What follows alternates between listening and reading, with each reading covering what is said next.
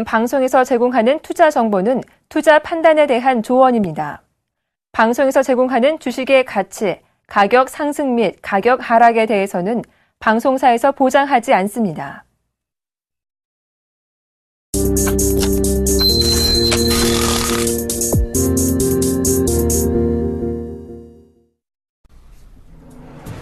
시청자 여러분 안녕하십니까? 출발 증시와이드 2부의 김동현입니다. 전일 우리 코스피 지수는 해외 증시가 호조를 보인 데 힘입어 상승 마감했습니다. 외국인과 기관이 동반 순매수하면서 지수 상승을 견인했죠. 특히 대부분의 업종이 강세를 보인 가운데 건설업과 조선업종의 상승이 두드러진 하루였습니다. 코스닥 지수 역시 외국인들의 매수세에 힘입어서 강세로 마감했습니다. 오늘 글로벌 증시도 양호한 경제지표 발표에 힘입어 상승 마감하는 모습을 보여줬는데요. 오늘 우리 지수도 어제의 상승 흐름을 이어갈 수 있을지 오늘도 저희 출발 증시와이드와 함께해 주시기 바랍니다. 출발 증시와이드 2부 먼저 준비된 주요 코너들부터 함께 살펴보시죠.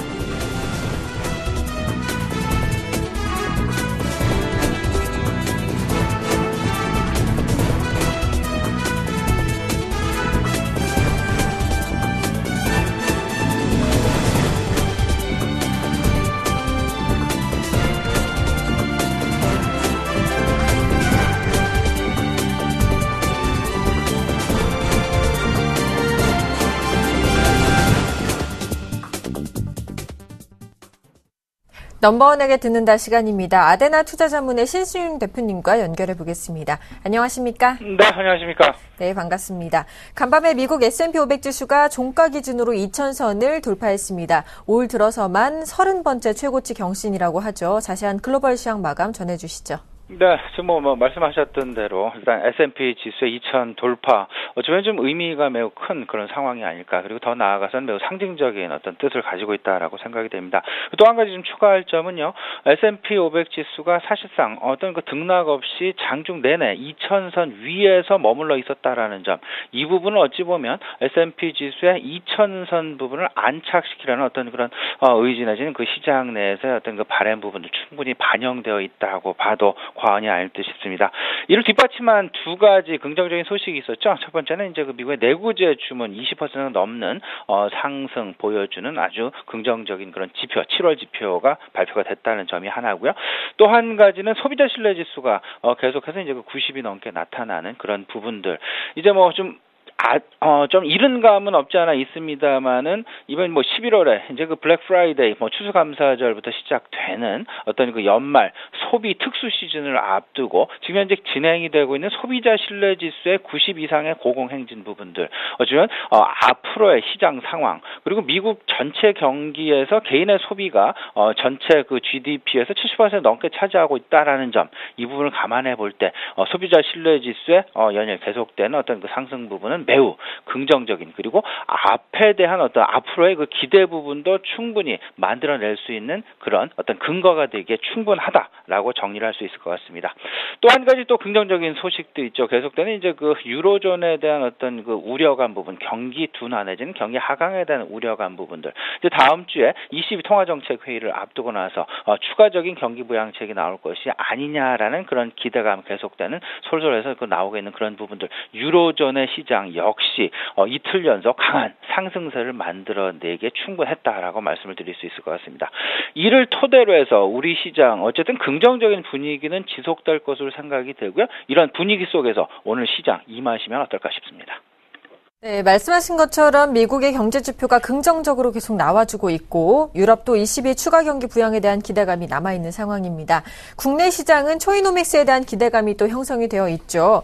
현재 글로벌 시장과 더불어서 국내 시장의 모멘텀들을 다시 한번 점검해볼 필요가 있을 것 같다는 생각이 드는데요. 현재 시장 모멘텀 점검과 함께 관련 업종들도 함께 부탁드리겠습니다. 김동현 앵커가 말씀하신 그대로가 아닐까 생각이 됩니다. 일단 글로벌 시장 긍정적인 상황 지속되는 가운데서 우리 시장 속을 조금 더 좀 자세하게 들여다보면요. 일단 시장을 이끌고 가는 주요 모멘텀 두 가지로 크게 정리가 될 수 있지 않을까 이렇게 좀 생각이 됩니다. 첫 번째는요, 말씀하셨던 바와 같이 지금 새로운 우리 시장만의 경기 부양책 지금 지속돼서 어떤 그 확인 과정까지 넘어가는 그런 상황들, 기대 모멘텀이 다소 둔화되는 것은 분명하지만 기대 모멘텀 속에서 그 수혜 업종별 순환매는 지금 현재 지속되어 가고 있다라는 점, 이런 부분들이 건설업종 그리고 증권업종, 은행업종 그리고 음식료 업종까지 이어지고 있다라고 생각을 하시면 되지 않을까 생각이 되고요.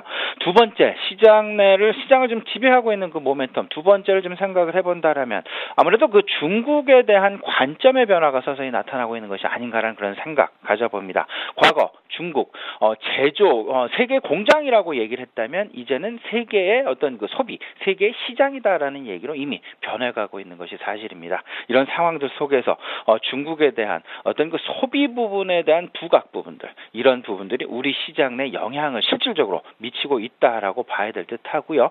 중국의 제조업 관련된 어쩌면 좀 경기 민감 소비주 그리고 뭐 조선주를 비롯한 전체적인 좀 무거운 자본재 산업과도 연관이 될 것 같은데요. 이 부분 관련해서는 중국 관련 어떤 그 제조업 지표들의 다소간의 시장 기대치 내지는 시장 어떤 전망치에 부응을 하지 못하는 그런 상황들로 인해서 다소간 부진을 면치 못하고 있다라는 것.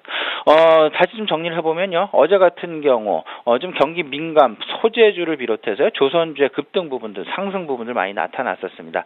조금 좀 어떤 그 재료가 실질적으로 없는 상황에서 조금 좀 기술적인 반등 쪽으로 이 부분은 좀 이해를 해주시면 어떨까라는 그런 생각 아직까지는 좀 들고 있다는 말씀 좀 드려보고요. 아직까지는 중국 소비와 관련된 좀 양극화가 분명히 되고 있습니다. 소비와 생산.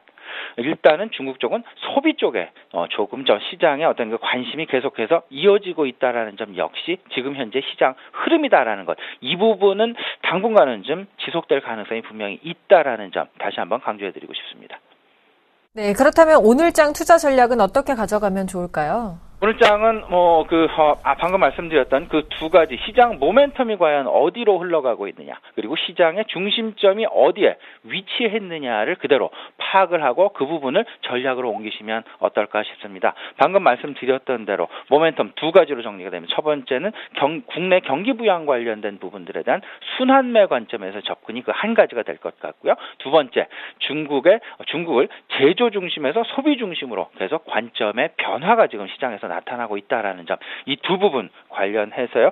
전체적인 큰 그림에서는 아무래도 뭐 건자재랄지 뭐 소비재, 분명히 유통, 금융, 엔터테인먼트 그리고 모바일 게임주들 여전히 관심 영역에 두셔야 될 것 같고요.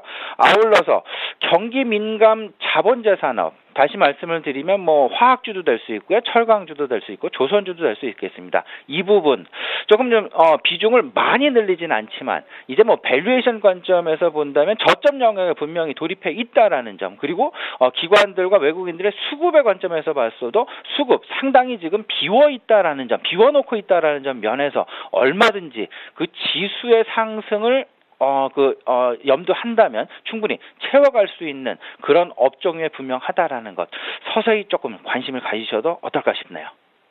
알겠습니다. 지금까지 아데나 투자자문의 신승용 대표님과 함께했습니다. 오늘도 도움 말씀 감사합니다. 네, 감사합니다.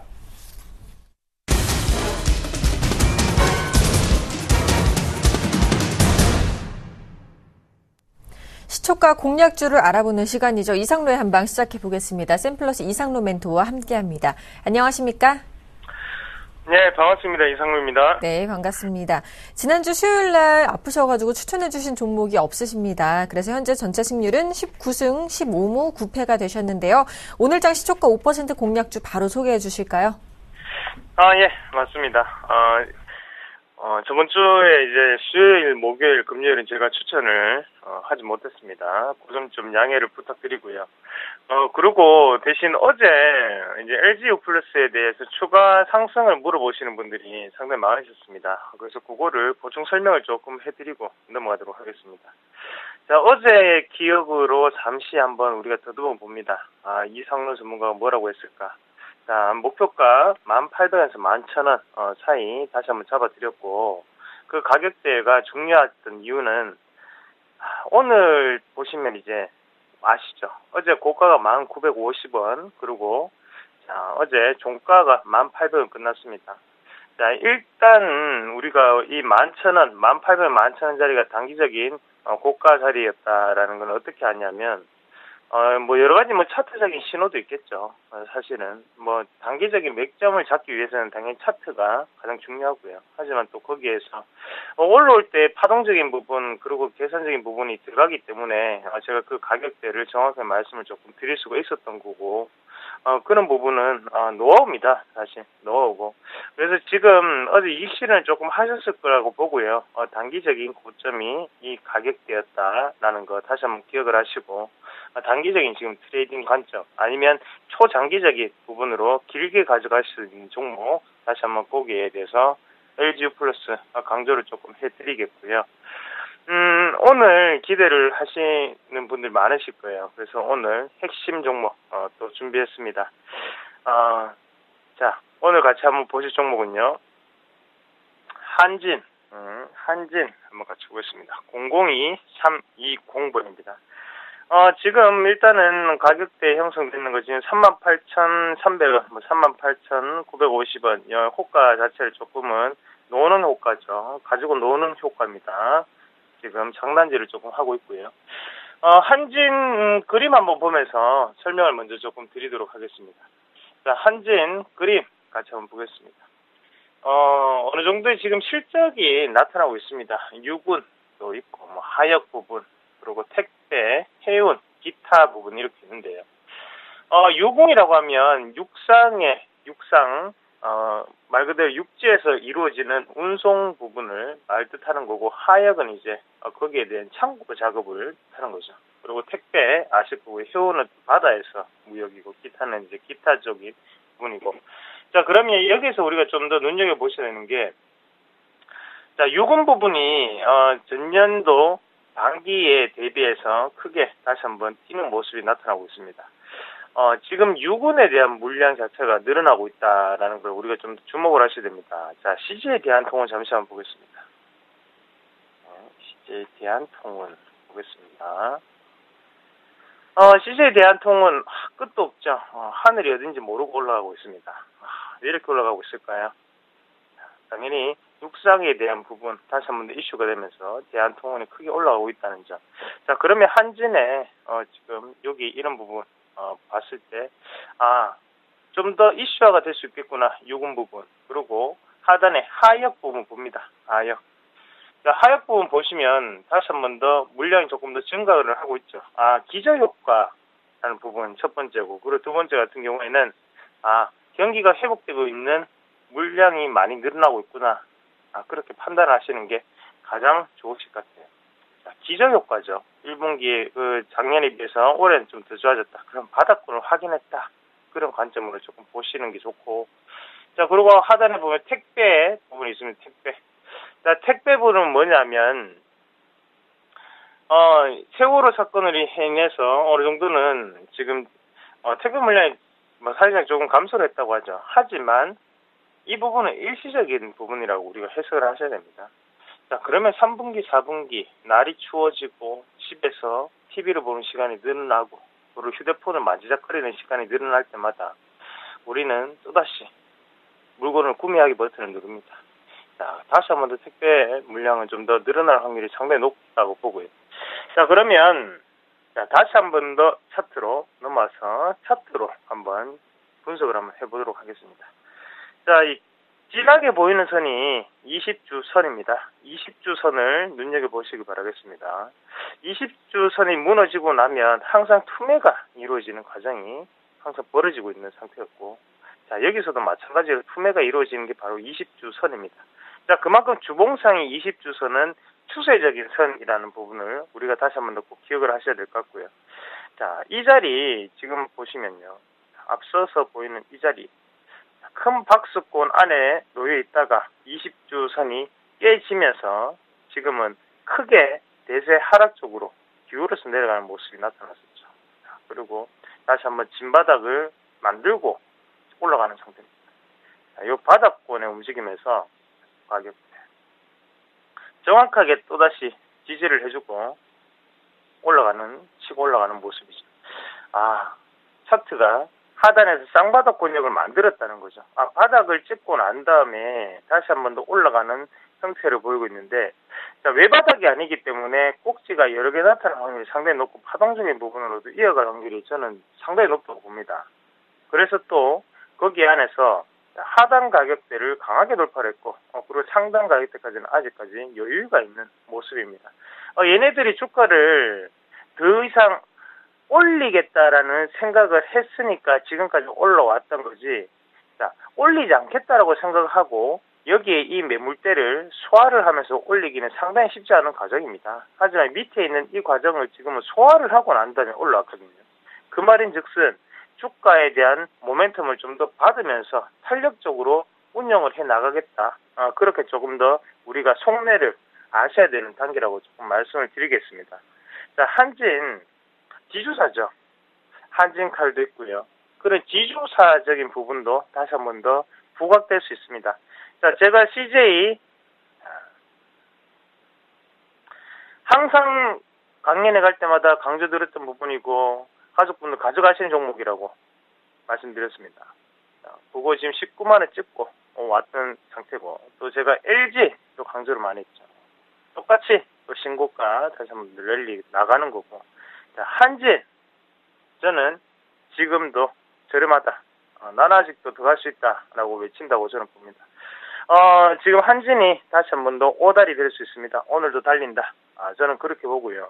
오늘 하루도 크게 올라가고, 그리고 다음 주까지도 쉬지 않고, 추석 전까지 쉬지 않고 달려가기를 바라면서, 매수가는요, 시초가 말씀을 드리겠고요. 1차적인 목표가는 플러스 5%, 그리고 손절가는 하단에 37,000원 제시해 드리겠습니다. 오늘도 큰 수익 보시길 바라겠습니다. 네, 지금까지 샘플러스 이상로 멘토와 함께 오늘장 시초가 공략주였던 한진까지 들어봤습니다. 도움 말씀 감사합니다. 네, 고맙습니다.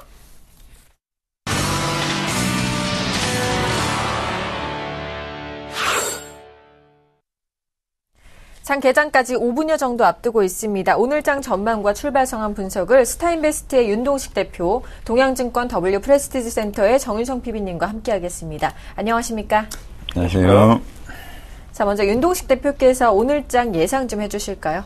일단 장 자체는 뭐 좋을 것이라고 좀 예상을 하고 있습니다. 7월 말이었던 정고점인 2093포인트의 최근 이래, 그리고 오늘부터 다음 주 사이에 정고점이 2093포인트를 좀 돌파하지 않겠는가라고 생각을 하고 있고요.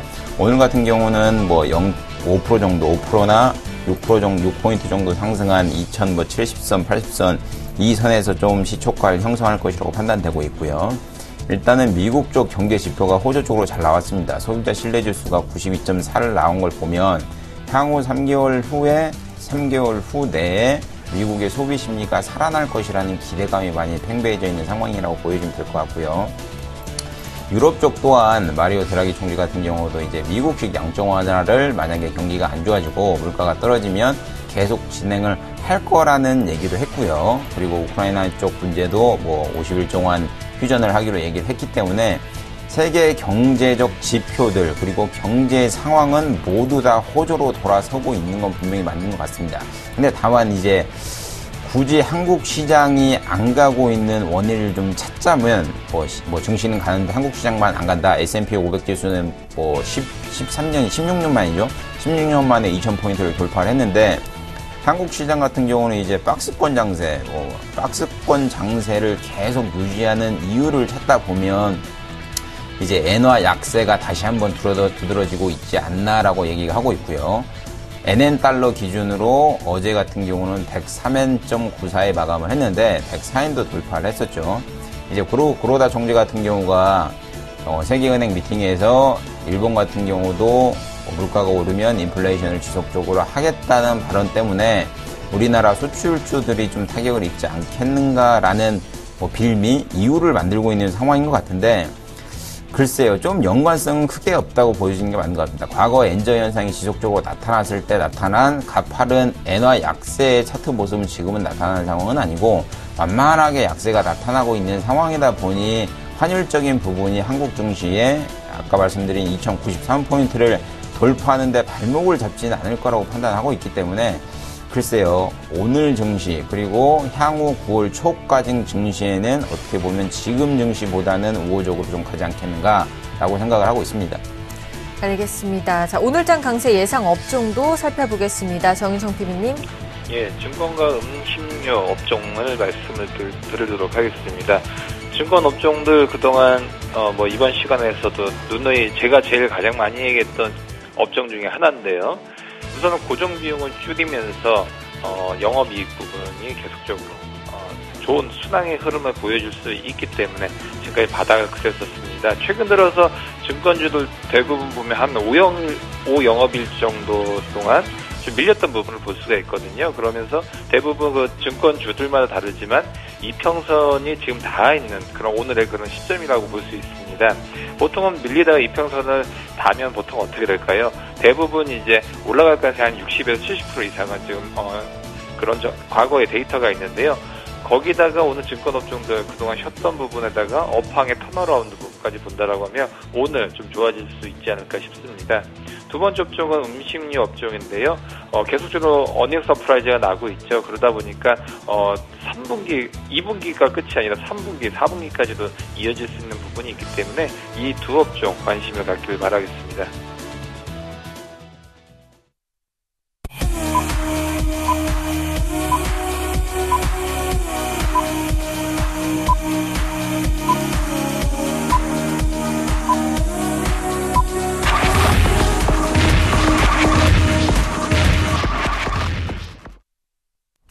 (8월 27일) 수요일 우리 시장 개장을 했습니다. 먼저 개장 분위기부터 한번 살펴보겠습니다. 전체적으로 장이 좀 상승한 상황에서 좀 시작을 할 것 같고요. 시작을 할 것 같고, 지금 5포인트 정도 상승한 2073.61포인트에서 코스피 시장은 시작을 했습니다. 코스닥 시장 같은 경우는 570포인트를 돌파해서 1.98% 정도 상승한 상황인데, 증시 자체, 일단은 종합주가지수 차트를 좀 보자면, 이제는 정배열로 좀 이제 완벽하게 돌리는 모습이 좀 조만간 나오지 않겠는가라고 생각을 하고 있고요. 만약에 정배열로 돌린 상황에서 이평선을 꾸준히 지지하면서 캔들이 위로 향하는 모습을 보여준다면, 아까 말씀드린 7월 말 2093포인트 전의 고점이 2093포인트를 돌파하고 강하게 갈 거라고 판단을 하고 있고요. 일단 매매 동향을 좀 놓고 보자면, 코스닥 시장에서 개인 같은 경우는 매수를 하고 있는 상황이고, 기관은 좀 매도를 하고 있는 상황인데, 코스피 200 선물에서는 외인들이 좀 강력하게 좀 매수를 하고 있는 상황으로 좀 보여주고 있고요.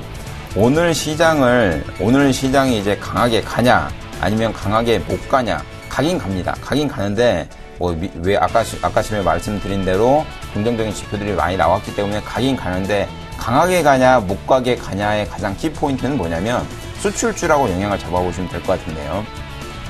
지수가 이렇게 2030포인트를 바닥으로 해서 강하게 올라왔는데도 불구하고 작년, 재작년에 우리나라 증시를 이끌었던 전차군단의 삼성전자와 현대차 같은 경우는 주가에 맥을 못 추고 있는 상황이죠. 맥을 못 추고 있는 상황이다 보니, 만약 삼성전자와 현대차가 오늘 강하게 움직인다, 그러면 전고점이 2093포인트에 가까이 돌아갈 거라고 생각을 하고 있고요. 오늘도 어제와 같이 삼성전자와 현대차, 어제는 현대차는 좀 갔지만 삼성전자는 안 갔죠.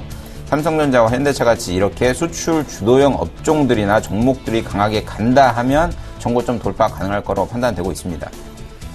자, 이제 일본 증시 출발 상황도 살펴보도록 하겠습니다. 일본 증시는요, 0.23% 상승한 15,556포인트의 거래를 시작하고 있습니다. 시총 상위 종목군들의 흐름 체크해보겠습니다.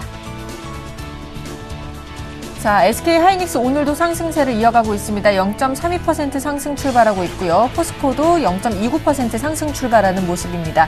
현대모비스도 0.52% 상승 출발하고 있고요. 한국전력과 네이버는 소폭 하락 출발하고 있습니다. 신한지주도 오늘 흐름 좋게 출발하고 있습니다.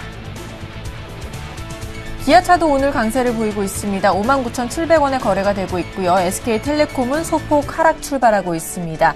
삼성전자 우선주도 상승 출발하는 모습이고요. 삼성생명은 보합권에서 거래가 되고 있습니다. LG화학 오늘 흐름 좋습니다. 1.09% 상승 출발하는 모습이고요. KB금융은 소폭 상승 출발하고 있습니다. 코스닥 시가총액 상위 종목군들의 흐름입니다. 빨간불을 많이 켜고 있죠. 셀트리온 0.86% 상승 출발하고 있고요. 파라다이스도 상승 출발하는 모습입니다. CJ 오쇼핑은 오늘 보합권에서 거래가 되고 있고요. 다음과 동선은 소폭 상승 출발하고 있습니다. GS 홈쇼핑 오늘 흐름 좋습니다. 1.24% 상승한 28만 6,700원에 거래가 되고 있습니다. 자, 업종별 분위기도 한번 살펴볼까요? 예, 먼저 코스피와 코스닥 모두 강보합권 내 움직임을 보여주고 있죠.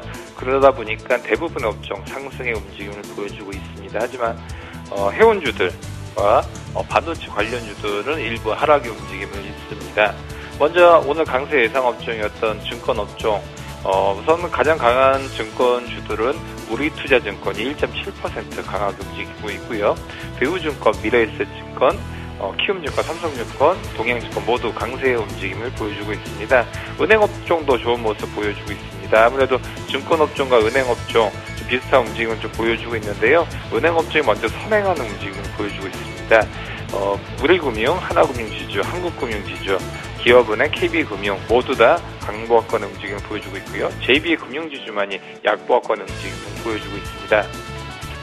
오늘 해운주도 좀 좋지 않은 모습인데요. 한진해운, 페노션 약보합권이고요. 대한해운과 현대상선만이 강보합권의 모습을 보여주고 있습니다. 조선주들도 조금씩 파란불이 좀 켜지고 있는 모습을 보여주고 있습니다. 현대중공업, 대우조선해양 모두 약보합권이고요. 삼성중공업, 현대미포조선 강보합권의 모습을 보여주고 있습니다. IT 쪽 보시겠는데요. SK하이닉스 반도체 쪽만 마이너스권이고요. 대부분의 업종 강세 움직임을 보여주고 있습니다. 코스닥 쪽 보시겠는데요. 게임주들 상승의 움직임이 끝이 없네요. 다시 밀리는가 싶더니 다시 제자리를 잡고 있는 그런 모습을 보여주고 있습니다. 게임 비리 4.4% 강한 모습을 보여주고 있고요. 컴투스, 웨젠 1%대의 강세 움직임을 보여주고 있습니다. 그동안 또 한 가지 큰 축의 상승세를 보였었던 음원, 엔터테인먼트 관련주들은 오늘 좀 쉬어가는 모습이네요. YG 엔터테인먼트 마이너스 2.3%, JYP, SM, 로엠 모두 다 약보합권 움직임을 보여주고 있습니다. 수급 상황도 살펴보도록 하겠습니다. 현재 외국인들이 매수해주고 있네요. 그렇죠. 거래소 시장은 외국인이 105억 정도 순매수 기조를 좀 유지하고 있는 상황이고요. 기관은 74억 정도 매도, 그리고 개인은 거래소 시장이나 코스닥 시장에서 11억, 52억 정도 매수하고 있는 상황이고, 아까 전에 말씀드린 대로 거래소 시장 같은 경우는 기관만 좀 매도를 하고 있습니다. 근데 오늘은 좀 특이하게 연기금이 장 초반에 좀 매도가 나와 있는 상황이 76억 정도 매도가 있는 상황이고요. 그리고 기타 법인에서 41억 정도 좀 매도가 있는 상황이고, 코스닥 시장 같은 경우는 코스닥 시장의 개인 사랑은 여전한 것 같습니다. 52억 정도 개인이 순매수, 그리고 외인은 28억, 기관은 20억 정도 나오고 있는 상황인데, 코스닥 시장 같은 경우는 연기금이 뚜렷하게 매도를 하고 있는 상황은 아닌 걸로 판단되고 있고요. 오늘 같은 경우는 아까 전에 제가 말씀드렸듯이 전차군단 중에서도 대표격인 삼성전자와 현대차가 오늘 가냐 안 가냐에 따라서 주가 지수가 갈지 안 갈지 정확히 판단이 될 것 같은데, 아까 전에 말씀드렸듯이 오늘 장 초반에는 좀 좋게 시작했죠. 6포인트, 5포인트 상승한 이래로 출발을 했었는데 1700, 2700, 60 이 선에서 76포인트 이 수반에서 출발했었는데, 오늘 같은 경우도 삼성전자가 주가가 좀 맥을 못 추고 있는 상황이네요. 플러스 2,000원, 1,000원 왔다 갔다 보합권에서 출발하고 있는 상황인데, 만약에 보합권에서 이렇게 좀 지속적으로 유지가 된다, 가격이 보합권에서 유지가 된다 그러면 한국종시 오늘 같은 경우도 2093포인트 돌파 못하고요. 오늘 삼성전자 강하게 바닥 다지고 이평선 다시 돌린다 하면 거래소 시장도 그렇고 코스닥 시장도 그렇고 강하게 좀 유동성에 힘이 붙여가지고 상승하는 모습이 나오지 않겠는가 생각을 하고 있습니다.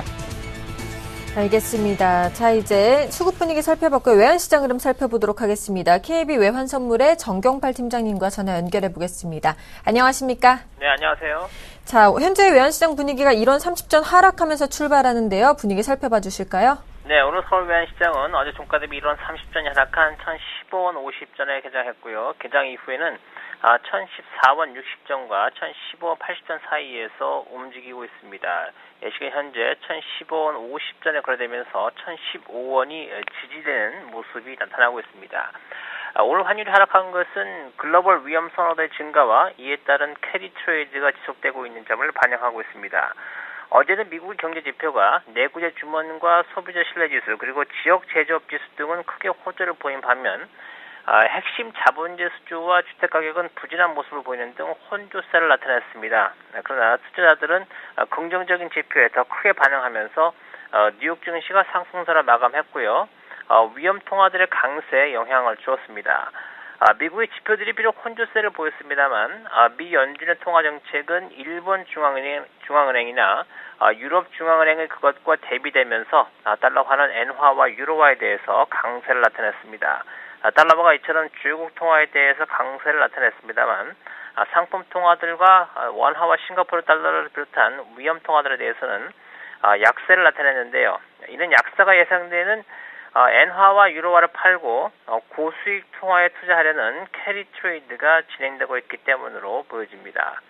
이러한 캐리 트레이드가 보다 강화될 수 있는 재료는 오는 28일과 29일 유럽장에서 나올 예정입니다. 28일에는 독일의 8월 소비자 물가지수가, 29일에는 유로존의 8월 소비자 물가지수가 각각 발표되는데요.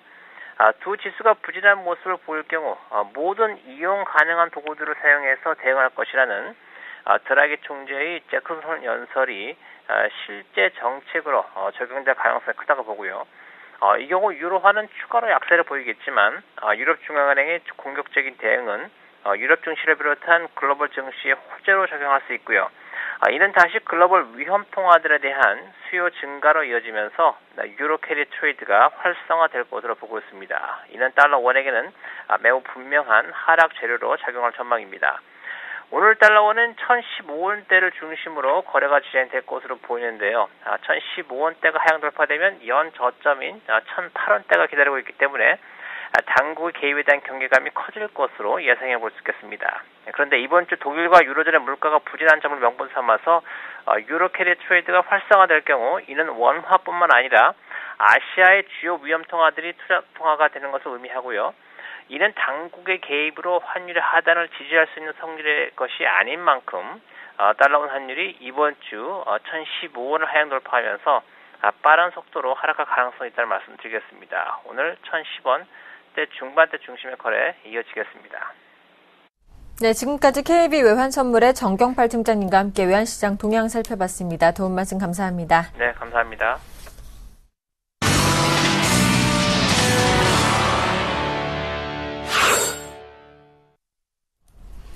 오늘의 돌발 종목입니다. 세 종목 먼저 살펴보겠습니다. 첫 번째로 LG 디스플레이입니다. OLED 성장 기대감에 강세를 보이고 있다는 소식이고요. 두 번째로는 한국화장품입니다.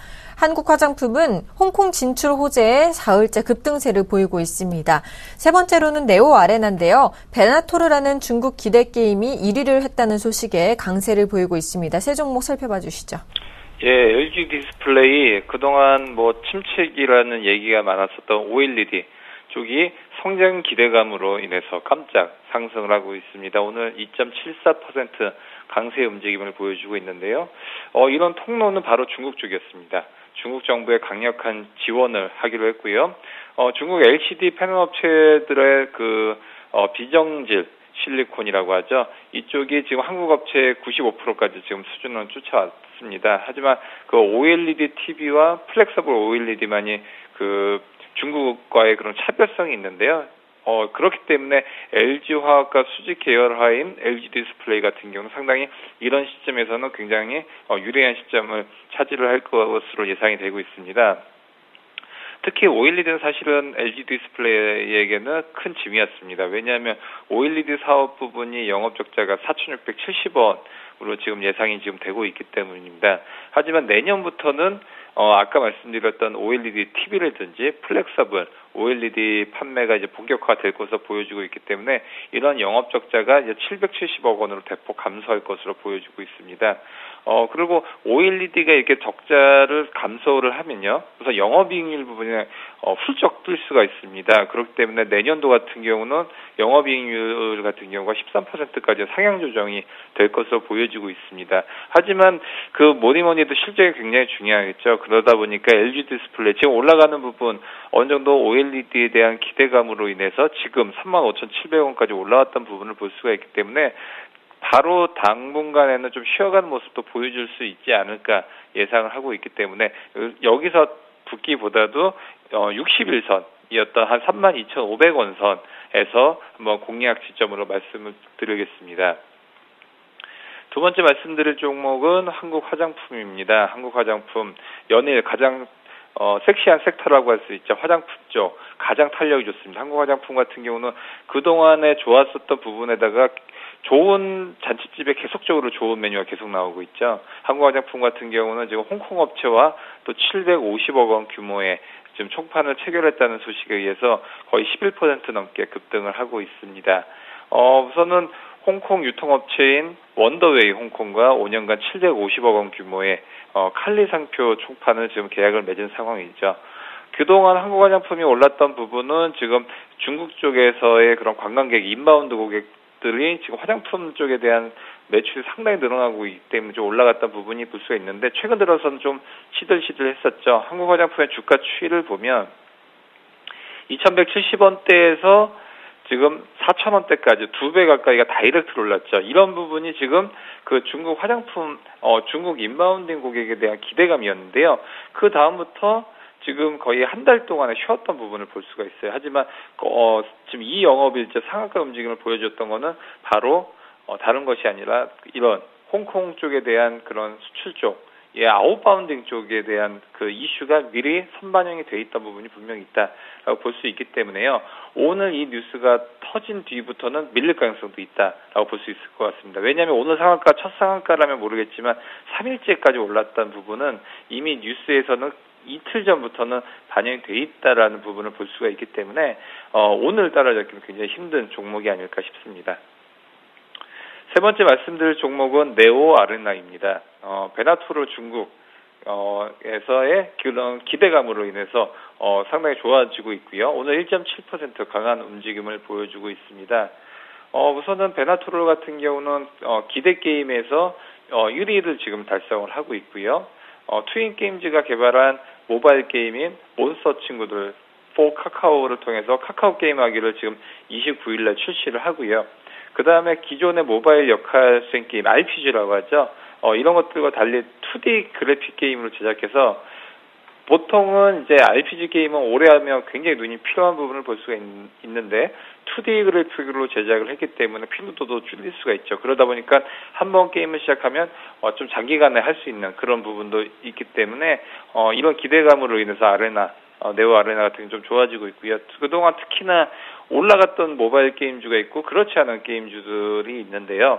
우선은 NHN 엔터테인먼트라든지 아니면 오늘 지금 말씀드리는 네오 아레나 같은 경우는 상당히 좀 접근하기에도 부담이 없는 그런 종목들이라고 할 수 있을 것 같고요. 그러다 보니까 앞으로도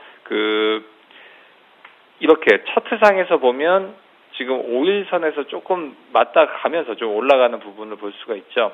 그러다 보니까 2,315원, 여기서 좀 잡기는 좀 힘들겠지만, 이틀 전에 좀 눌림목 구간이 나왔었던 2,000원대 초반대에는 한 번쯤은 공략을 해봐야 된다라고 볼 수 있고요. 하지만 이렇게 재무적으로 좀 아직 안정화가 안 돼 있는 회사이기 때문에 단기적으로 좀 접근을 하시길 바라겠습니다.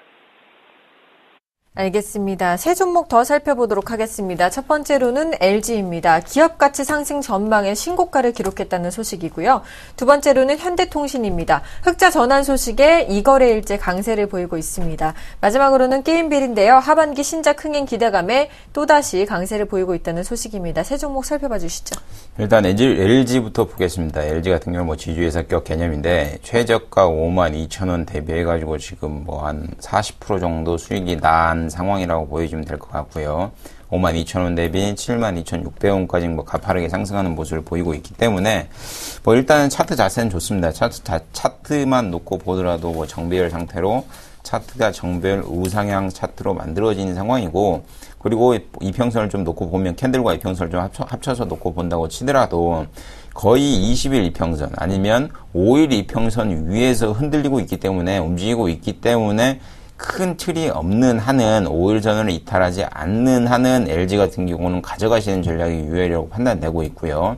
만에 하나 장기적으로 가져가실 분들이라면 자기가 생각하는 이평선이 따로 없으시다면 20일 이평선을 만약에 깨지 않는 한, 종가상 깨지 않는 한은 가져가시는 전략이 유효하고, 뭐 단기적으로 보시겠다 하시는 분들 같은 경우는 5일선을 기준점을 잡으셔가지고 종가상 5일선이 좀 이탈이 안 한다 하시면 장기적으로 좀 가져가시는 전략이 유효하다고 판단되고 있고, 기업 가치가 좀 상승할 거라고 판단되고 있는데 LG 디스플레이도 그렇고 LG전자도 그렇고 결국은 뭐 아이폰 수혜를 보고 있다라고 보는 게 맞는 것 같고요.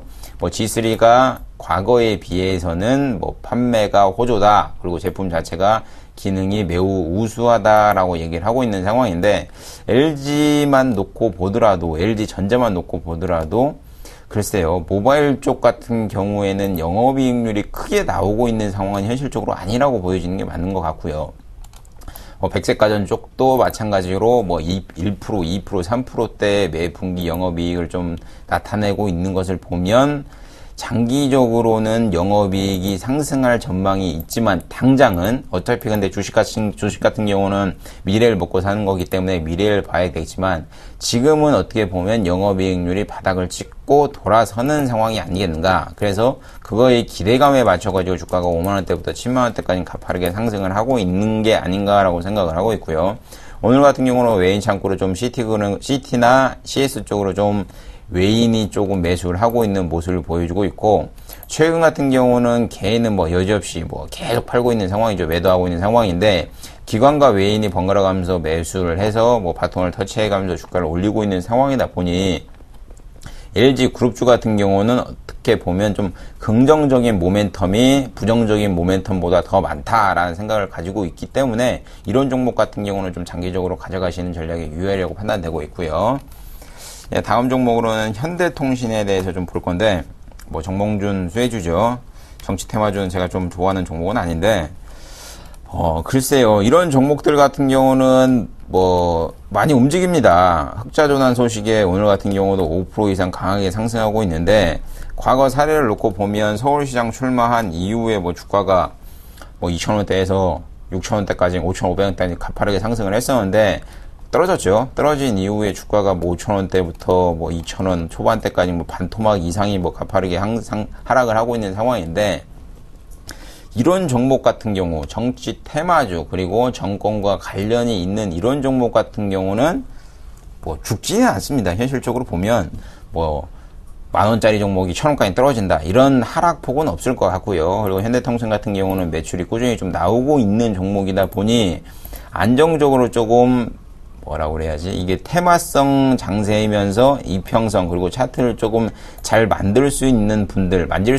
분들이라면 저점 맞아가지고 좀 잡으셨다가 뭐 모멘텀이나 이슈 나올 때 매도하시고, 이런 단기성 트레이드 전략이 좀 유효하려고 판단되고 있기 때문에, 아마 지금 현대통신을 가지고 있는 분들이 이 종목은 가치준이 2년 3년 내가 가져갈 거야 라고 생각하시는 분들은 분명히 없을 겁니다. 그렇게 가져가시는 분들은 뭐 정몽준 대표가 이제 아니죠. 뭐 백수라고 그러니까 정몽준 씨가 뭐 대통령 선거에 나올 때 뭐 다시 한번 올라가지 않겠는가라는 기대감 때문에 가져간 거기 때문에, 이런 종목 같은 경우는 좀 단기성 매매, 단기성 뷰로 바라보시는 게 좋을 거라고 판단되고 있고요. 다음 종목 같은 경우는 게임빌을 말씀드릴 것 같은데, 게임빌의 올해는 뭐 게임빌의 신의 한 수다라고 표현하는 게 맞는 것 같고, 뭐 저점 3만원 대비 지금 뭐 13만 8천 원이니 한 400% 이상 수익이 많이 나와 있는 상황이죠. 컴퓨터스 같은 경우는 뭐 놓고 보더라도 18,000원 대비해가지고 뭐 15만 6천원까지 갔으니 뭐 700%, 800% 이상 수익이 나와 있는 상황인데, 게임빌 컴퓨터스 같은 경우는 박 대표 같은 경우는 뭐 게임빌에 지분 매각했죠. 제가 알기로 뭐 600억 정도의 매각을 했는데, 지금 게임빌이 인수한 다음에 시세 차익만 2천억이 넘어가는 상황이다 보니 뭐 투자의 귀재라고 생각을 하고 있는 거라고 지금 뭐 저는 보여지고 있고요. 게임빌도 그렇고 컴투스도 그렇고 뭐 좋습니다. 하반기 기대감이 뭐 좋아질 거다. 그리고 3분기 영업이익률이 가장 증가될 1위 종목 중에 컴투스가 들어간다. 그러면 컴투스의 최대 지분을 소유한 게임빌 같은 경우도 당연히 가져갈 거라고 판단되고 있는데, 이게 모멘텀 같은 경우가 게임빌도 그렇고 컴투스도 그렇고 게임빌로 말씀드리겠습니다. 게임빌로 말씀드리면 최저점 58,000원 대비해서 뭐 한 두 달 사이에 가파르게 뭐 100% 이상 상승해서 12만원까지 붙여놨는데, 이때 좀 하락을 했습니다. 7월 말이나 그리고 7월 중순 쪽에 차트가 무너지면서 이평선이 무너지면서 약간 하락을 했는데 이때 이제 게임주들이 이제 끝났냐? 끝나서 이제 그만 가나 얘기도 많이 있었는데 게임빌의 차트는 무너졌지만 컴투스 차트는 전혀 무너지지 않고 이평선이 전형적인 우상향 패턴을 그리고 있습니다. 이 차트를 딱 놓고 보면 게임빌이 무너졌지만 결국은 컴투스가 강력한 모멘텀을 갖고 있는 컴투스가 살아있기 때문에 게임주들은 전반적으로 간다라고 평을 하는 게 맞는 것 같고요. 그리고 그제 같은 경우는 이제 뭐 수익 실현이라고 표현하는 게 맞는 것 같은데 수익 실현으로 컴투스 같은 경우는 낙폭이 과다하게 뭐 한까지 밀어버렸다가 저가에 다시 뭐 땡겨 올려가지고 종가상으로 좀 올린 상태에서 시작을 한 걸 보면 아직까지는 게임주들에 대한 관심을 유효하게 가져가시는 전략이 어떻게 보면 유효하리라고 판단되고 있습니다. 알겠습니다. 정말 무서운 게임주죠. 증권주들은요, 동반 상승세를 보이고 있습니다. 코스피 전고점을 돌파하나라는 말도 나오고 있죠. 대현은요, 중국의 역직구 수혜 분석에 강세를 보이고 있고요. 대유 에이텍은 기아차 신차 효과에 강세를 보이고 있다고 합니다. 세 종목 짚어주실까요? 예, 먼저 증권주들 보시겠습니다. 아까도 예상 강세 업종 말씀을 드렸었죠. 아무래도 증권주들 증시가 올라가면 동반적으로 올라갈 수밖에 없는 그런 업종이라고 할 수 있습니다. 그러다 보니까 오늘 지수가 이제 2073포인트, 이제 거의 뭐 전고점을 이제 돌파를 하는 모습을 보여주고 있는데요. 그러면서 지금 대부분의 증권 업종도 지금 강세 움직임 같이 지금 보여주고 있습니다. 거기다가 내년도에는 이제 상한가제도가 이제 30%까지 올라가죠. 그러다 보면 지금은 자문사라든지 펀드 같은 곳에서는 각자 매매 스타일이 좀 비슷한 부분을 볼 수가 있습니다. 뭐 물론 액티브 펀드나 아니면 가치주 펀드는 좀 달라질 수 있지만 만약에 내년도에 30%까지 올라간다고 하면 어떤 올라가는 쪽에 대해서는 특별하게 이벤트는 없습니다. 하지만 밑으로 떨어지는 종목들의 급락은 굉장히 커질 수가 있습니다. 왜냐하면 주식을 살 때는 본인이 갖고 있는 제한된 현금으로 계속적으로 사야 되는 거고요. 살 때 한 방에 다 사는 사람도 있지만 나눠서 사는 사람도 굉장히 많죠. 하지만 파는 거는 리스크가 발생했을 때 보통은 이제 매도를 한다라고 하면 한 번에 물량이 나옵니다. 그러다 보면 예전에는 15%로 마감을 할 수 있는 것들이 20%, 30%까지 밀릴 수 있다는 거를 뭐 미국장이라든지 해외장에서도 충분히 볼 수가 있거든요. 그러다 보면 이제 그 매매 스타일이 저가 때 급락하는 종목도 잡아서 끌어올리는 그런 매매 전략이라든지 아니면 뭐 예를 들어서 공매도라든지 그런 전략들에 대해서 충분히 다양한 전략이 나올 수가 있습니다. 그러다 보면 아무래도 증권주들한테는 매매 스타일이 다양화되고 또한 상한가 제도가 풀리면서 30%까지 상향 조정이 된다라고 하면 증권주들 분명히 큰 이익이 있을 것으로 지금 예상이 되고 있습니다. 거기다 두 번째는 아까도 말씀드렸다시피 뭐 비용을 줄이면서 계속적으로 가고요. 세 번째는 지수가 이렇게 미국장하고 디커플링이 있었지만 이런 부분은 좀 키 맞추기를 해준다라고 하면 증권주도 앞으로도 계속적으로 관심이 많을 가능성이 크다라고 볼 수 있을 것 같습니다. 특히 2003년도인가요? 4년도에도 증권회사들이 이렇게 구조조정을 많이 했던 적이 있었습니다. 그때 특징이 뭐였었냐면 구조조정 한 뒤부터 증권주가 랠리를 펼쳤고 시장도 랠리를 펼쳤던 부분이 볼 수가 있습니다. 이런 시그널이 지금 최근에 나오고 있죠. 그러다 보니까 증시에 대한 기대감 또 증권주들에 대한 기대감도 좀 볼 수가 있는 대목입니다. 두 번째 말씀드릴 종목은 대현인데요. 대현 지금 중국 쪽에 대한 그런 역직구가 지금 기대감의 최대 수혜주로서 대현이 지금 지목이 되면서 지금 뭐 한 6영업일째 지금 상승의 움직임을 보여주고 있습니다. 최근 중국 알리바바가 국내 직접 구매 사이트들과 좀 제휴를 해서 중국의 지금 역직구가 증가할 가능성이 큽니다. 중국에서 지금 브랜드 인지도가 자리 잡힌 뭐 모주 SP인이라든지 이런 쪽에 대해서 매출이 지금 늘어날 것으로 지금 분석이 되고 있고요. 그러다 보면 지금 뭐 대형 같은 경우는 이런 포션으로 갖고 가는 그런 기존의 기업이기 때문에요. 시장에서도 상당히 좀 관심을 받고 있다라고 볼 수 있을 것 같습니다. 특히 올해 전체 매출액이 2,600억 원, 영업이익이 한 134억 원으로 좀 기록할 것으로 전망이 되고 있기 때문에 지금 저평가 영역이고 앞으로 전고점인 현재 주가 2,500원에서 2,900원대까지 한번 노려볼 수도 있을 것 같습니다. 세 번째 종목은 대유 에이텍인데요. 대유 에이텍 오늘 6.3% 강한 움직임을 보여주고 있습니다. 지난해 상반기에 호실적에 기아차 신차 효과가 계속적으로 기대가 된다라는 분석에 영향을 지금 주고 있습니다.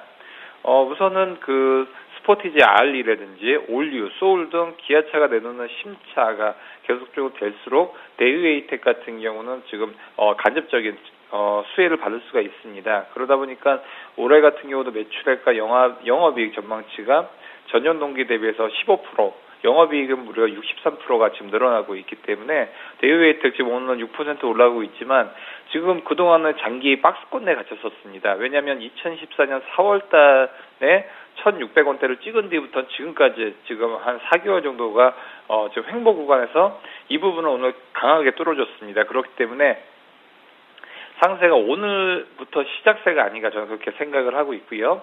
그러다 보면 앞으로 4개월 정도 횡보를 한 만큼 주로 기술적인 분석에서는 그만큼 또 상승세를 그릴 가능성이 크다라고 볼 수 있다라고 하면 오늘은 갭으로 상승했기 때문에 1,675원 정도는 하고 있고요.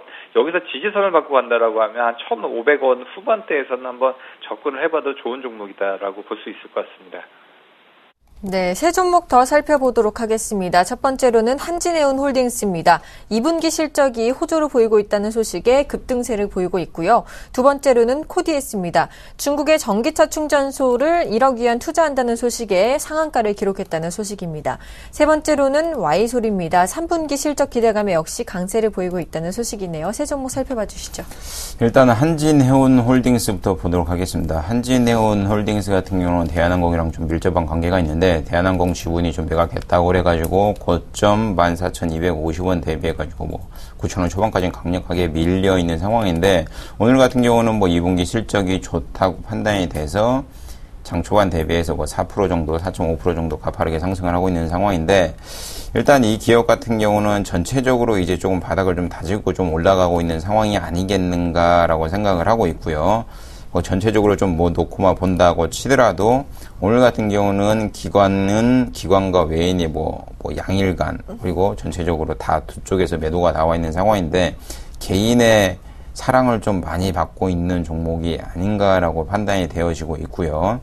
오늘 같은 경우도 외인의 창구에서 조금 모건스탠리 창구 쪽에서 매도가 나와 있는 상황인 반면 개인이 조금 매수를 하고 있는 상황인데 글쎄요, 이제 분할한다고 그래가지고 좀 주가가 급등한 패턴을 보이긴 했습니다. 8,000원 대비해가지고 주가가 한 60% 이상 급등하는 모습을 보여있는 상황인데, 그거에 대비해가지고 대한항공 지금 매각한다고 그래가지고 주가가 많이 밀려있는 상황인데도 불구하고 오늘 같은 경우는 좀 가파르게 좀 상승하는 모습을 보이고 있는데, 글쎄요, 이게 좀 가파르게 상승할 패턴은 아닌 걸로 좀 판단되어지고 있고요. 차트만 놓고 본다고 치면, 가파르게 상승할 거라고 좀 판단을 하기에는 아직까지는 조금 힘든 상황이고 만약 오늘 같은 경우 좀 거래량이 강하게 터지면서 장대 양봉을 만든다. 그래서 외인과 기관의 수급이 만약에 붙어버린다 하면 전고점인 그리고 대한항공이 지분을 매각을 한다고 해서 기업의 매출이나 영업이익이 바꿔지는 건 아니기 때문에 당연히 지분이 매각이 돼서 주가가 좀 밀려있는 상황이다 보니까 지분 매각이 끝난 상황에서는 어떻게 보면 기업 모멘텀이 그대로 유지가 되고 매출이 흑자 전환을 했으니 호실적이 나왔으니 향후에도 호실적이 나온다 얘기를 하면 긍정적으로 차트를 좀 다져가면서 가는 게 좋지 않겠는가라고 생각을 하고 있습니다. 다음 종목으로는 코디에스인데 이 종목은 시총이 작죠. 500억밖에 안 되는 회사인데 이런 종목은 저는 좀 관심이 없는 종목이긴 합니다. 시총이 작은 종목은 갈 땐 가요. 갈 땐 가는데 안 갈 때는 안 가죠. 안 갈 땐 너무나도 가파르게 항상 하락을 하고 있는 상황이다 보니 좀 관심이 없는 종목이긴 한데 중국 쪽 전기차 충전소 쪽에 1천 위안 투자 송식에 오늘 상한가에 진입을 했다라는 기사가 뜬과 동시에 주가가 강하게 상승을 하고 있는 상황인데 좀 매매 동향만 놓고 보더라도 키움증권에서 여지없이 좀 강력하게 37만 주 정도 매수하고 있는 상황이고 잔량으로도 47만 주 정도 쌓여 있는 상황인데 글쎄요, 이런 종목들 같은 경우는 조금 신중하게 생각을 해보셔야 될 것 같습니다. 전기차 같은 경우는 아직까지 한국 시장에서는 조금 이렇게 먼 미래를 보면 좋죠. 먼 미래를 보면 당연히 전기차 시장이 상용화돼서 어쩔 수 없이 이제 연비 싸움을 가야 되는 상황이다 보니 자동차 시장에 대해서는 긍정적으로 판단을 하고 있는 상황인데 장기적으로 가져가시겠다. 나는 뭐 1년, 2년, 3년 뭐 이렇게 장기적으로 가져가시겠다 하시는 분들은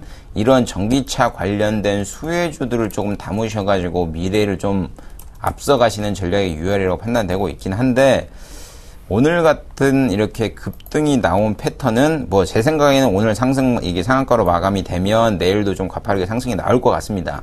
뭐 갭으로 뭐 5% 이상 떠서 시작을 하거나 아니면 10% 이상 떠서 내일도 시작을 할 거라고 판단되고 있는데, 아직까지 이런 종목들에 대해서는 섣불리 막 옛날같이 막 상한가가 막 5방, 6방, 빵빵빵 이렇게 가는 케이스는 아니고, 다만 이슈와 기대감 때문에 주가가 올라가기 때문에, 만약 중국 쪽에서 만약 뭐 1천 위안 투자 안 해 이러면 당연히 한가 가겠죠. 이런 이슈 때문에 주가가 올라가는 종목이다 보니까 이런 종목 같은 경우는 좀 방향을 좀 짧게 잡으시고, 내일 만약에 오늘 상한가로 마감을 하면 내일 만약에 5% 이상 떠서 시작을 하면 보유한 물량 중에 일정 부분은 좀 매도를 하신 다음에 다시 한번 관심을 가져가시는 전략도 유효하리라고 판단되고 있고요. 다음으로 이제 Y솔에 대해서 좀 말씀드리겠습니다. Y솔 반도체 관련주인데, 저는 반도체는 참 좋다고 봅니다. 반도체 시장 같은 경우는 모바일 반도체, 우리나라 시스템 반도체는 아직 안 되죠. 아직 안 되는데, 모바일 쪽, 랜드 쪽 같은 경우는 우리나라 기술적 독보적입니다. 독보적인데, Y솔 차트를 놓고 보면 요즘에 유행하는 차트가 이런 차트입니다. 유행하는 차트라고 말씀드릴 수 있을 것 같은데, 과감하게. 오늘 같은 경우는 뭐, Y솔이 조금 뭐 3분기 실적이 좋게 나온다 해가지고, 긍정적으로 나와서 주가가 뭐 7% 이상 떴는데, 이게 조금 애매하게 될 수 있는 것 같습니다. 차트만 놓고 보면, 이게 조금 캔들상으로만 놓고 보면 거래일 기준으로 한 10일 정도 이렇게 차트를 조금 더 응축시켰다가 튕기면 더 강력하게 튕길 차트이긴 합니다. 현실적으로 좀 보면. 근데 그런 상황이 아니고, 흑자 전환으로 인해서 오늘 뭐 가파르게 올라버린 상황이고, 시총이 이것 또한 뭐 1,400 정도 되니까 완전히 작은 종목도 아니고 완전히 큰 종목도 아닌 상황인데, 뭐 오늘 같은 상황에서도 좀 놓고 보면 개인이 조금 관심을 많이 가지고, 최근 수급만 놓고 보더라도 기관 같은 경우는 좀 매도를 많이 가지고 있는 상황에 외인이 꾸준히 매수를 하고 있는 상황인데, 이건 좀 뉴스를 찾아보시면 자사주를 3,000주 처분해서 뭐 임직원 급여를 지급했다.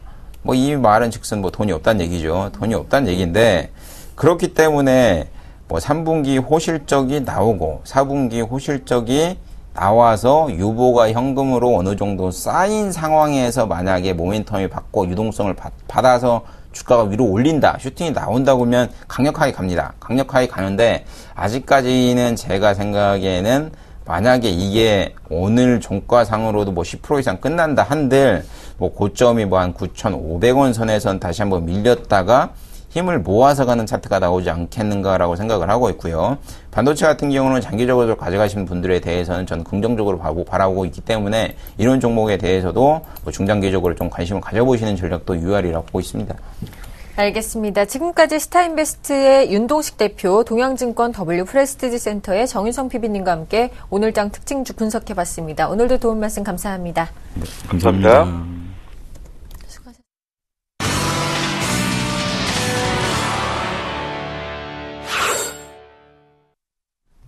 오인의 투자 전략 시간입니다. 먼저 화면으로 전략 함께 만나보시죠.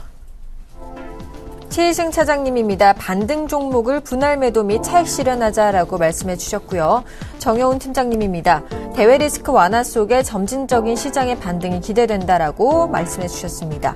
김혜란 연구원입니다. 코스피는 추가 상승을 시도하고 반등 탄력은 비교적 제한적이다라고 말씀해 주셨고요. 김현겸 주식팀장님입니다. 수출주보다는 내수주, 특히 제약주에 주목해보자라고 전략 세워주셨습니다. 안상현 대리님입니다. 미 증시가 최고가를 기록하면서 내구재 지표가 호조세를 보였다. 국내 증시에는 이 부분이 긍정적이다라고 말씀해 주셨습니다.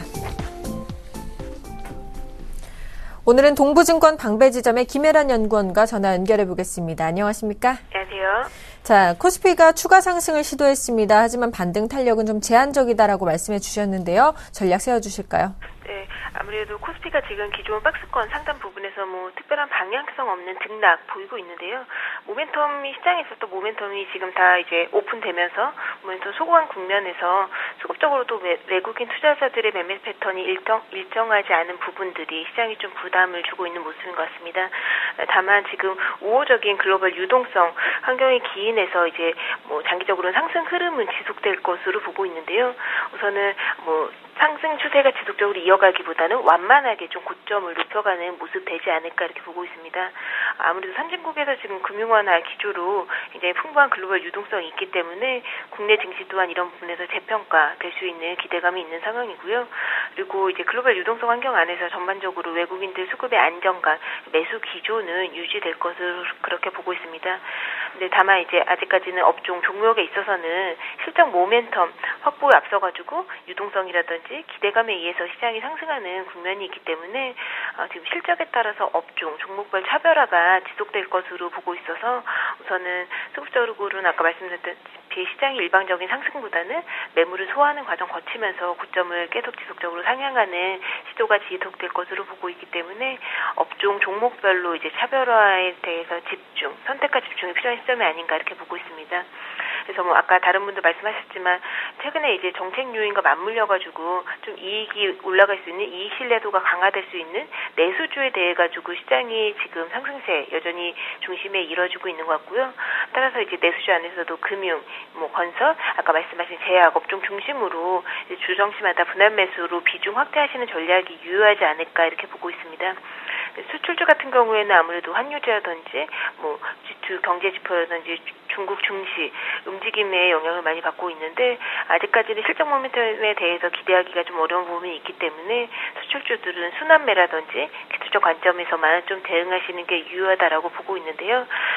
앞으로 좀 환율 변수가 좀 수출주의 부담이 될 수 있을 것 같기 때문에 뭐 이제 달러 강세가 유지되고 있기 때문에 뭐 원화 강세가 나타날 가능성은 낮지만 이제 만약에 혹시 엔화 약세 나타난다라고 하면은 국내 수출주에 추가적인 부담 작용할 수 있기 때문에 수출주들은 순환매라든지 기술적 관점에서만 조금 대응하시는 전략이 유효하지 않을까 이렇게 보고 있습니다. 네, 지금까지 동부증권 방배지점의 김혜란 연구원과 오늘장 핵심 전략 세워봤습니다. 도움 말씀 감사합니다. 감사합니다.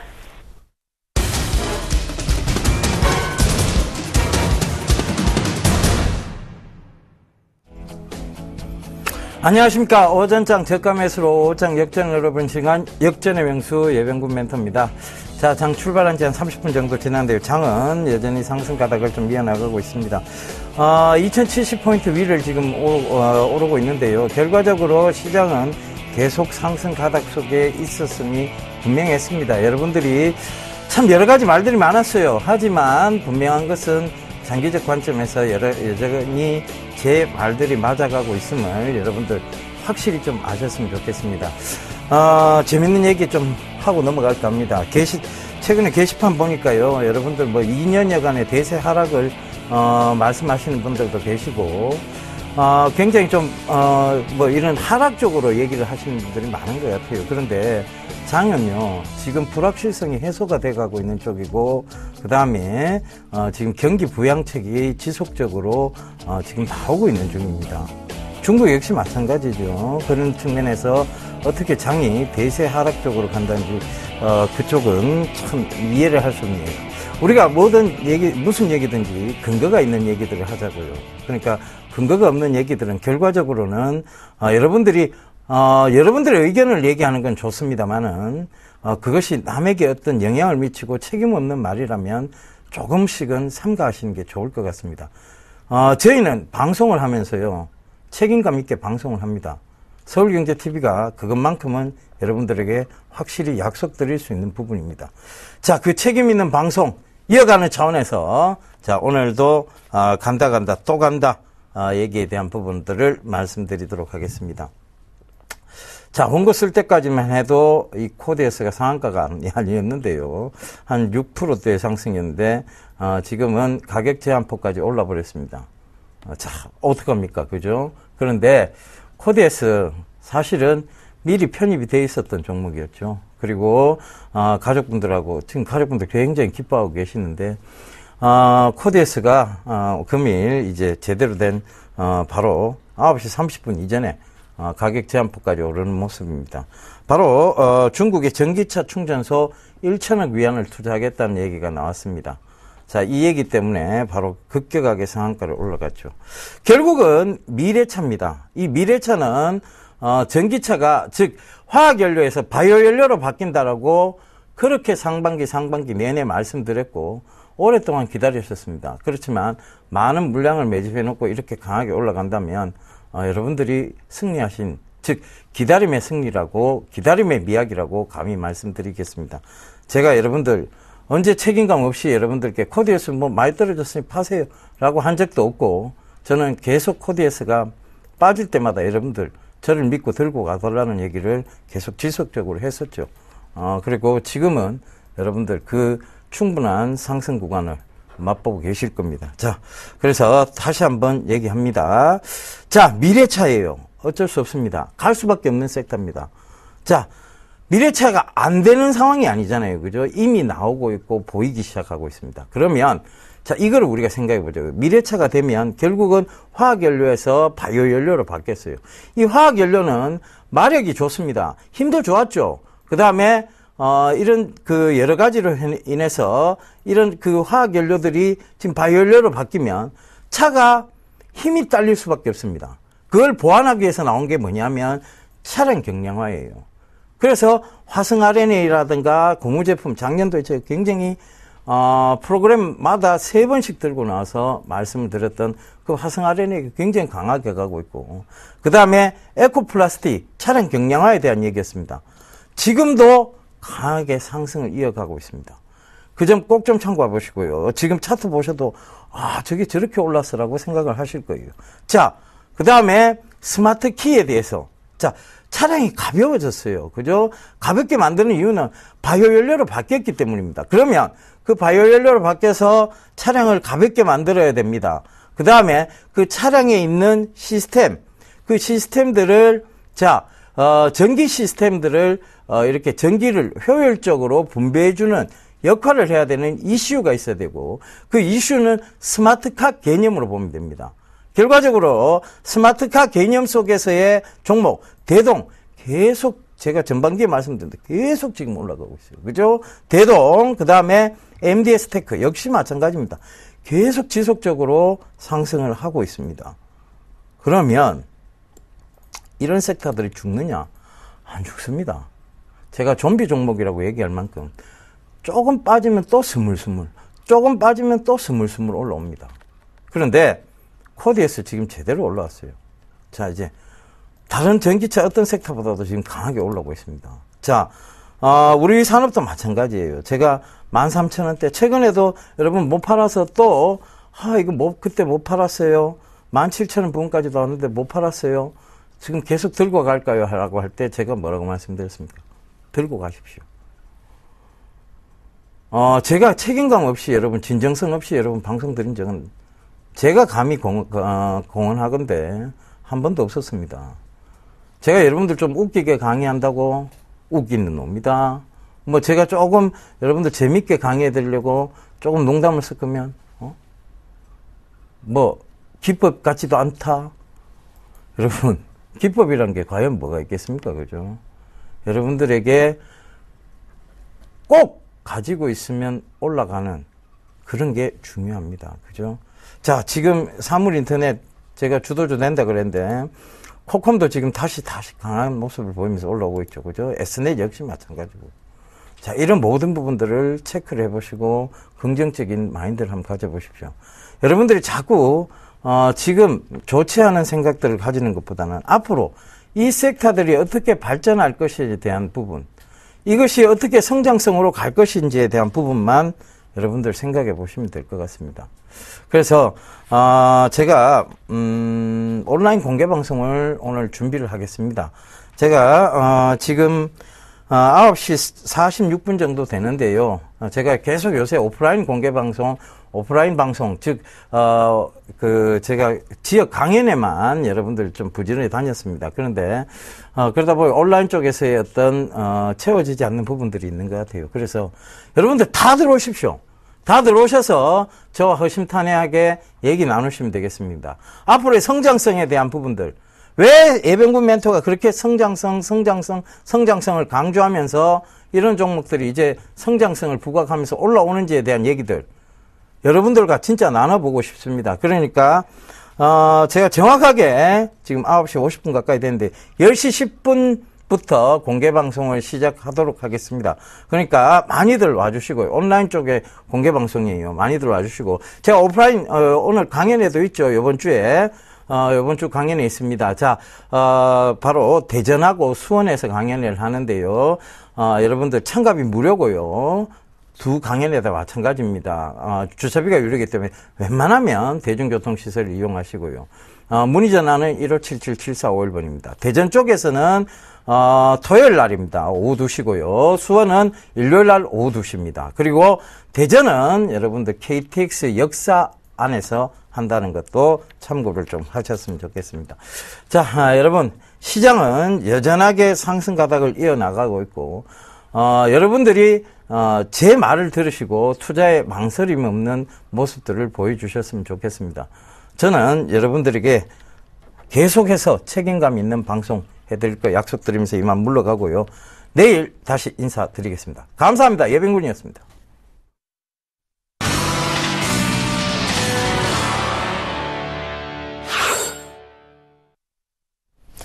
네, 현재 코스피 지수는 2075선까지 회복하면서 거래가 되고 있는 모습입니다. 외국인들의 순매수세가 들어오고 있고요. 현재 코스닥 지수는 570포인트까지 회복한 모습입니다. 출발 증시와이드 오늘 준비한 소식은 여기까지입니다. 시청해주신 여러분 감사합니다.